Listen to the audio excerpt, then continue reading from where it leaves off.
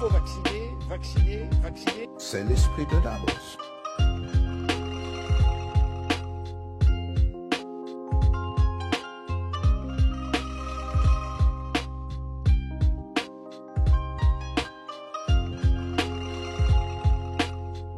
Témoin de notre destin. Et si nous sommes, nous-mêmes, chacun est responsable de sa santé et doit la prendre en main. En tout cas, pour ma part, en tant que médecin, j'ai progressivement évolué. J'ai été formé, comme tous mes confrères, sur le modèle la pensée unique. Je n'en savais rien. Par la suite, progressivement, j'ai rencontré des personnes qui m'ont éveillé, des patients particulièrement. Et j'ai eu la chance, dans mon parcours, de rencontrer la Ligue pour la liberté de l'information en 1987, qui m'a donné les moyens de comprendre ce qui se passait.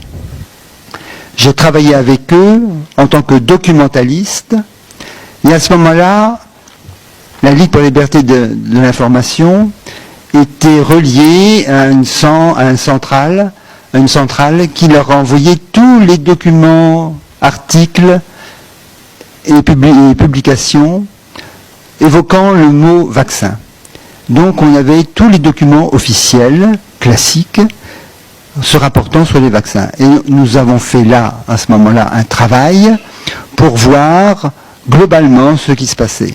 Et là, j'ai eu les preuves qu'il y avait énormément de problèmes autour des vaccins, énormément de publications qui faisaient apparaître les effets secondaires qui n'apparaissaient pas ensuite au niveau de la presse officielle, qui était envoyée aux médecins à travers les laboratoires, parce que vous savez très bien que les laboratoires détiennent complètement toute la presse médicale et scientifique. Hein. Nous en avons eu des démonstrations avec mes deux prédécesseurs. Ensuite, j'ai rencontré en 1994, j'ai participé à Alice Information Santé, Information Liberté Santé, et j'ai travaillé avec eux depuis ce temps-là. J'ai été médecin du travail pendant les 13 dernières années de mon activité, que j'ai terminée en 2011, et là, j'ai pu toucher du doigt la manière dont le système fonctionnait. J'ai été plusieurs fois menacé par le Conseil de l'Ordre. Ça impliquait qu'à l'issue, je risquais d'être sanctionné et d'être dégradé du Conseil de l'Ordre. Hein. Par ailleurs, à la fin de mon activité, ils ont essayé d'avoir ma peau quand même, et ils m'ont demandé de passer devant leur assemblée, parce que naturellement, j'avais évoqué très souvent dans mon activité les problèmes posés par les vaccins. Car j'étais horrifié, je vais vous en parler un peu plus tard, de ce que je voyais dans ma pratique en tant que médecin de travail. Et je me suis abstenu d'aller les voir parce que c'est des personnes qui n'ont aucun respect et aucune attention aux autres. Et donc j'ai démissionné.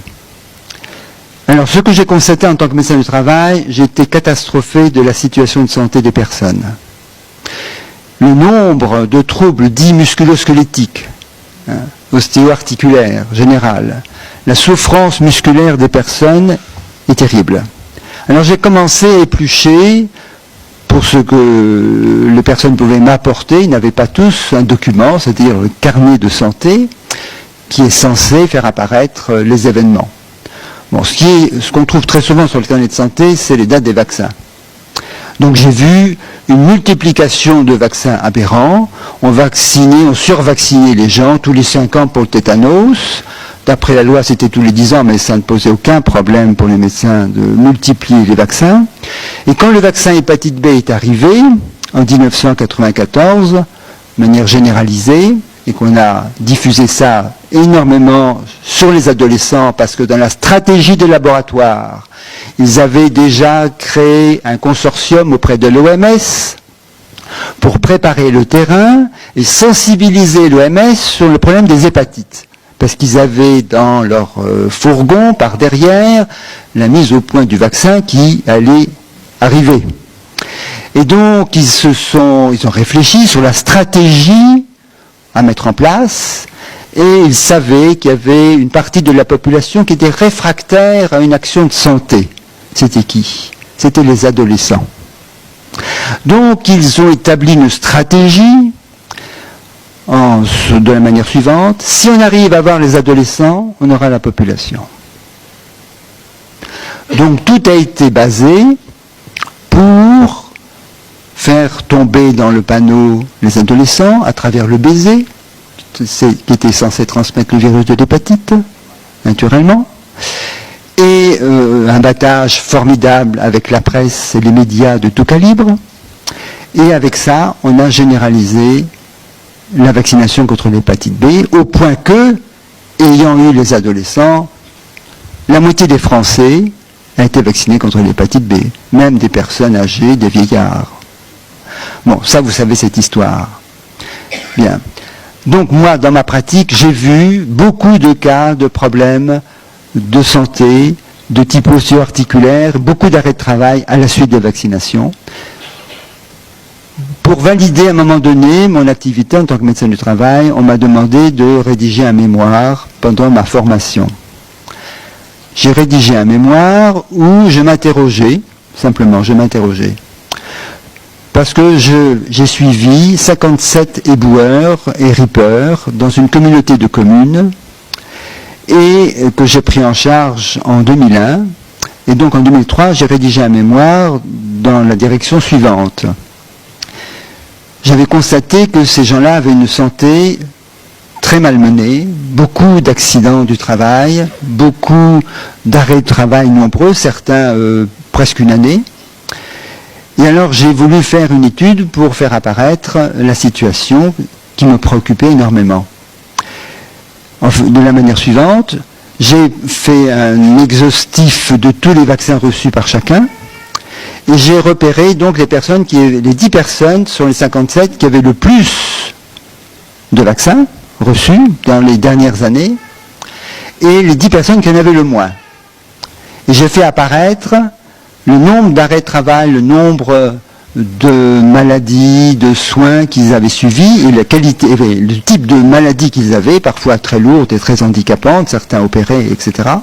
Et j'ai fait apparaître que ceux qui étaient le plus vaccinés avaient 3 fois plus d'arrêts de travail et d'interventions diverses sur leur santé que ceux qui étaient le moins vaccinés, les 10 personnes les moins vaccinées.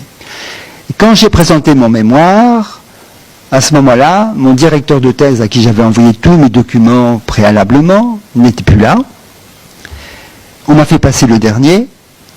Et à ce moment-là, on m'a injurié presque, en disant que c'était un mémoire déplorable, qui était très mal réalisé, qui n'apportait aucune preuve.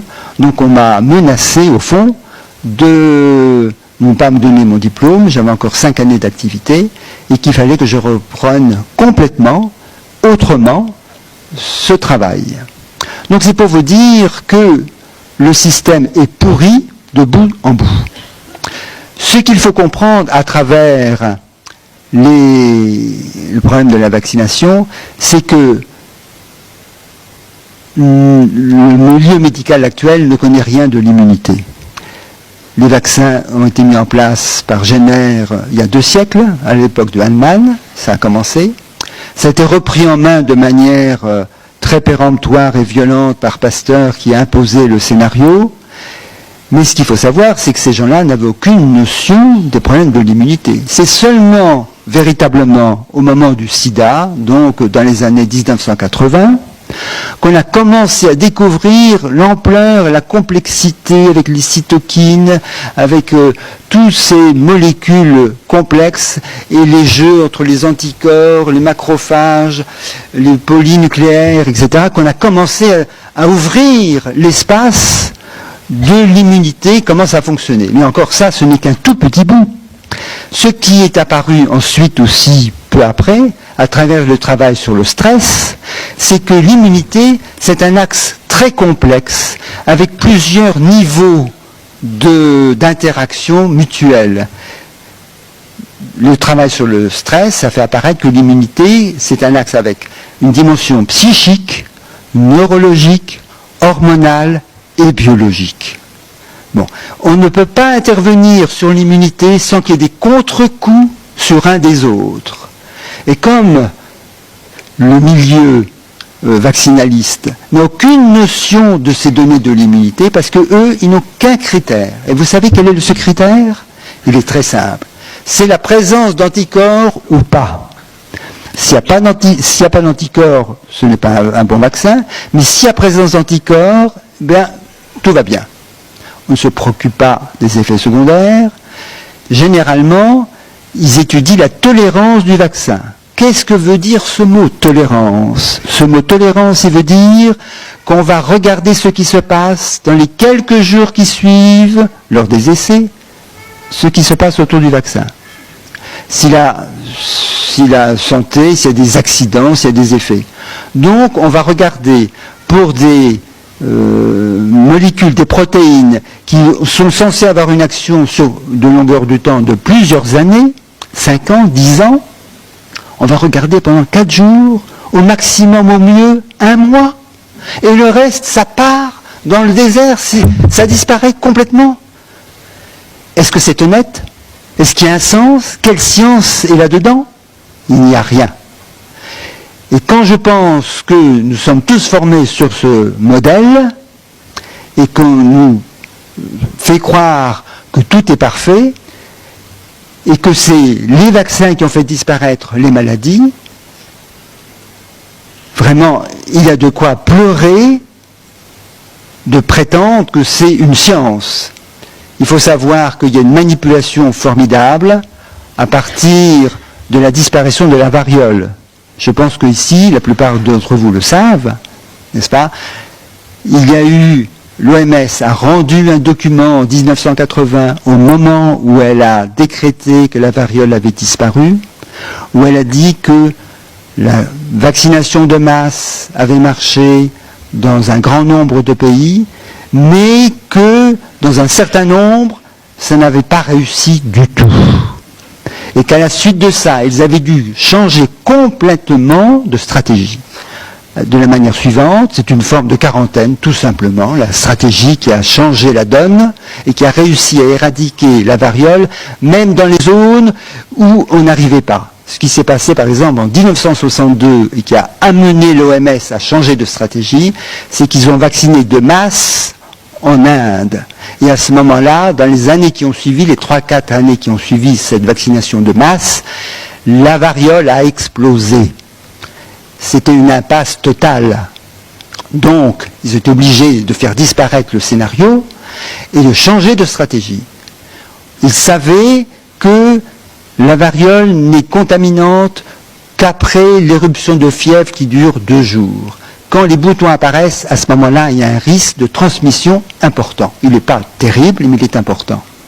Donc il suffisait de repérer les personnes qui avaient de la température, de les isoler, certes avec des équipes, soit de personnes qui avaient la variole, soit de personnes vaccinées, et de rechercher éventuellement les personnes avec lesquelles ils avaient été en relation. Bon, et c'est cette stratégie dite de surveillance, endiguement, c'est les termes de l'OMS, qui a réussi à juguler, à faire disparaître la variole. Et avec ceci, c'était le mythe qui a été forgé, qui a été repris par les laboratoires et tout le milieu médical, OMS compris, pour nous faire croire que la variole a disparu grâce aux vaccinations. Voilà le tour de passe-passe historique. Mais toute l'histoire des vaccins traîne avec lui un mensonge caractérisé. Je ne vais pas m'étendre, ça apparaît partout dans les livres de Michel Georget, de Sylvie Simon, et le travail que fait Initiative Citoyenne vous informe en permanence des mensonges délibérés, caractérisés du milieu médical actuel. Donc c'est un choix dans lequel nous devons nous engager pour libérer notre santé, que notre destin nous appartient, nous devons devenir acteurs de notre santé. Et maintenant, vous avez toutes les informations pour faire les choix utiles et nécessaires pour vous, pour vos enfants. Nous sommes rentrés dans une situation maintenant où c'est la planète entière qui est menacée. Réfléchissez à la chose suivante. Aucune philosophie, aucune religion n'a réussi à, je dirais, avoir l'accord de la totalité des humains. Et cependant, les vaccins, toute l'humanité a été vaccinée. Sans obstacle. Comment est-ce possible? Là, il y a vraiment un puits sans fond, n'est-ce pas? De voir, c'est une expérience à la 1000 grammes planétaire. Voilà ce que j'avais à vous dire. Le reste, vous savez, si vous voulez une information, il y a suffisamment de livres et vraiment Internet est formidable.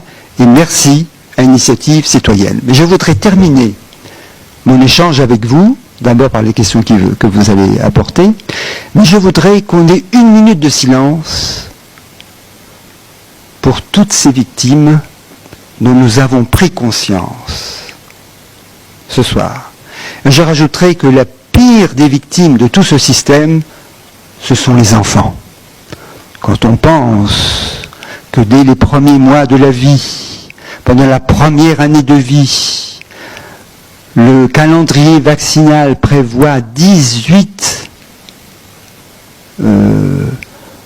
injections. Je sais pas vraiment, enfin, il n'y a pas 18 injections, parce que c'est groupé, n'est-ce pas? Le dernier en date, c'est l'Infanrix Hexa, c'est-à-dire 6 maladies en même temps. Un délire absolu. Absolu. C'est indéfendable. Quand on pense que le système immunitaire de l'enfant, il a besoin de se maturer en 6 ou 7 ans, et l'étape fondamentale de la maturation du système immunitaire des enfants, c'est les maladies infantiles. Le respect de l'émergence des maladies infantiles, c'est l'endroit où les enfants expulsent définitivement et leur système immunitaire se libère des entraves d'un passé, quel qu'il soit. Et à ce moment-là, il atteint le début de sa maturité. Et libérer à ce moment-là tout l'espace psychique, neurologique, hormonal et biologique. À ce moment-là, il pourra se déployer dans toutes ses potentialités sans obstacle. Donc, je pense particulièrement à la santé des enfants. Et je vous demande que nous fassions tous 1 minute de silence en l'honneur de toutes ces souffrances, pour le respect et pour notre force, ensuite, pour porter ça et respecter la santé de tous.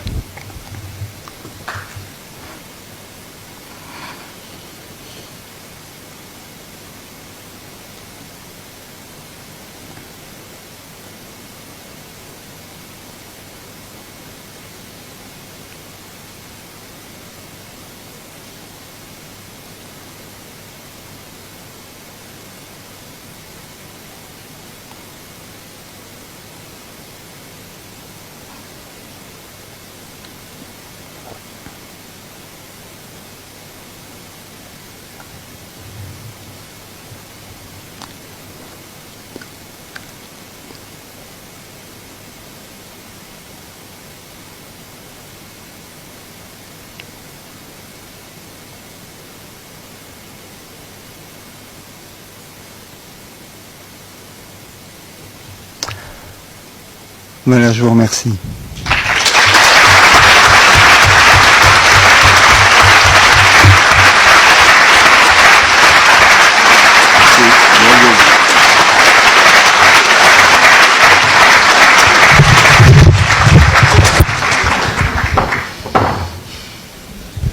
De nombreuses interrogations, peut-être de bon sens, que j'ai retranscrites sur mon ouvrage « Vaccin, on nous aurait menti » qui est sorti en 3e édition, et qui proviennent de très nombreuses sources, d'une 50aine d'auteurs qui ont écrit là-dessus. Alors, ça part d'événements. On nous dit dans les livres d'histoire, c'est Pasteur qui a inventé le vaccin parce qu'il a vacciné un petit Alsacien qui s'appelait Joseph Meister et qui était réfugié en Normandie. Bon.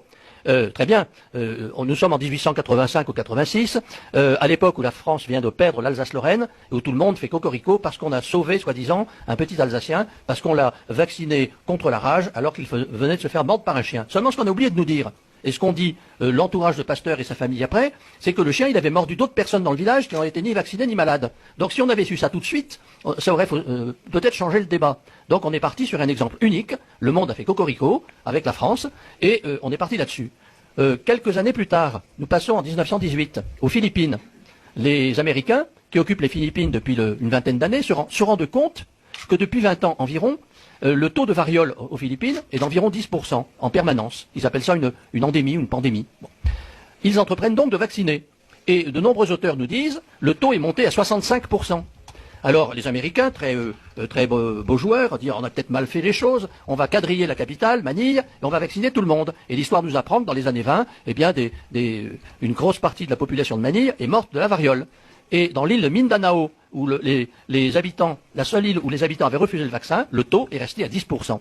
On aurait dû s'arrêter là. Mais ça continue. En 1925, on lance le vaccin contre la diphtérie en France. Dans les mois qui suivent, le nombre de cas de diphtérie se multiplie par 2. Bon. Personne ne dit rien. En 1935, le gouvernement du Troisième Reich rend le vaccin antidiphthérique obligatoire. Sachant, moi je suis d'origine alsacienne, je connais bien le caractère allemand, donc j'imagine qu'en 1935, en Allemagne, tout le monde marchait au pas. Quand on a dit le vaccin est obligatoire, tout le monde y est allé. Bon, qu'est-ce qu'on apprend? Qu'est-ce qu'on regarde dans les chiffres? À Berlin, le nombre de cas de diphtérie se multiplie par 7. Je dis bien par 7. Et il va s'effondrer en 45 alors que Berlin est entièrement détruite. Ces chiffres devraient nous faire réfléchir. Bon, on passe en 56 en France. Épidémie de polio. Moi je m'en souviens, j'étais gamin. Bon, j'ai eu des camarades qui ont eu la polio qui étaient vaccinés. Bon, on a lancé le premier vaccin anti-polio en 56. À la fin de l'année 56, on a fait des comptes, la France avait eu 1200 cas. En 57, on en a 4000. Bon, on aurait dû dire, attendez, il y a un problème là. Ça aurait dû être le contraire. Ça rebaisse en 58 et en 59, on lance le deuxième vaccin dit oral atténué et ça remonte à peu près à 4000. Bon, tout ça devrait nous faire réfléchir. Moi, je rencontre plein de gens de ma génération qui ont eu la polio, qui boitent encore aujourd'hui, comme ils disent, ah oui, j'ai eu la polio, j'étais vacciné. Bon, en 87, il y a eu une conférence internationale sur le tétanos. Les pays européens ont fait un tour de table, ça s'est tenu à Leningrad. Les Finlandais ont dit sur 106 cas de tétanos que nous avons eu dans les dernières années, 66 étaient correctement vaccinés. Les Tchèques ont dit sur 28 cas de tétanos, 20 étaient correctement vaccinés. Mais ça veut dire quoi quand vous dites correctement vacciné? Parce qu'on peut être correctement vacciné et puis on n'est avec pas une forcément... belle seringue en or. Oui, mais on n'est pas être vacciné ne veut pas dire être protégé. Voilà. C'est ça le problème, c'est Mais c'est que l'amalgame on va complet. dire la population est vaccinée ou on a 95% de la population qui est vaccinée, mais est-elle protégée cette population? Parce qu'elle est vaccinée, mais on n'a aucune assurance qu'elle est protégée. Absolument pas, absolument pas. D'ailleurs, moi, je dis moi-même que je dis aux vaccinalistes, oui, vous avez raison, mais moi, je ne prends pas les produits que vous donnez parce que les produits que vous mettez sur le marché depuis 50 ans ne vaccinent pas. Moi, je mange de la choucroute alsacienne une fois par mois, et comme je n'ai aucune maladie et que j'ai jamais rien pris d'autre, j'en déduis que la choucroute alsacienne m'immunise contre toutes les maladies.